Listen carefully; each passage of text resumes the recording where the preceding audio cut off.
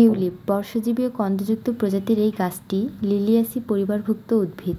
এর বৈজ্ঞানিক নাম টিউলিপা। টিউলিপ ১৫০ প্রজাতিতে বিভক্ত। এর অসংখ্য সংকর জাত রয়েছে। বাগানে কিংবা বাণিজ্যিকভাবে জমিতে ও পাত্রেও চাষ করা যায়। এটি বসন্তকালীন ফুল। এর উচ্চতা ভিন্নরূপ হয়। সাধারণত টিউলিপের একটি ডাঁটা থেকে একটি ফুল হয়, কিন্তু টিউলিপ তুর্কি স্টারনিকাতে কয়েকটি ফুল হতে পারে। নীল রং ব্যতীত প্রায় সব রঙেরই টিউলিপ দেখা যায়। টিউলিপ নির্যাস ফ্লাভোনয়েডের একটি সমৃদ্ধ উৎস, যা শক্তিশালী অ্যান্টিঅক্সিডেন্ট। এটি কোলাজেন উৎপাদন, রোগ প্রতিরোধক, কোষের বিস্তার এবং অ্যান্টিডার্মাল মেরামতকে উৎসাহিত করে। এছাড়াও টিউলিপের পাপড়ি মানুষের জন্য ভোজ্য। এর স্বাদ বিভিন্নতা ঋতু অনুসারে পরিবর্তিত হয়। কিছু লোকের টিউলিপের প্রতি অ্যালার্জিও থাকতে পারে।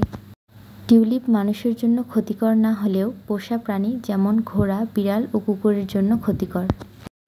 তবে আমেরিকান প্রাচ্যে সাদা লেজওয়ালা হরিণ টিউলিপ খায়, যার কোনো খারাপ প্রভাব নেই। টিউলিপ বাল্ব দেখতে পেঁয়াজের মতোই, কিন্তু সাধারণত খাদ্য হিসেবে বিবেচনা করা উচিত নয়। ১৯৪৪ থেকে ৪৫ সালের ডাচ দুর্ভিক্ষের সময় হতাশা থেকে টিউলিপ বাল্ব খাওয়া হতো এবং ডাচ চিকিৎসকরা এই রেসিপি প্রদান করেছিলেন।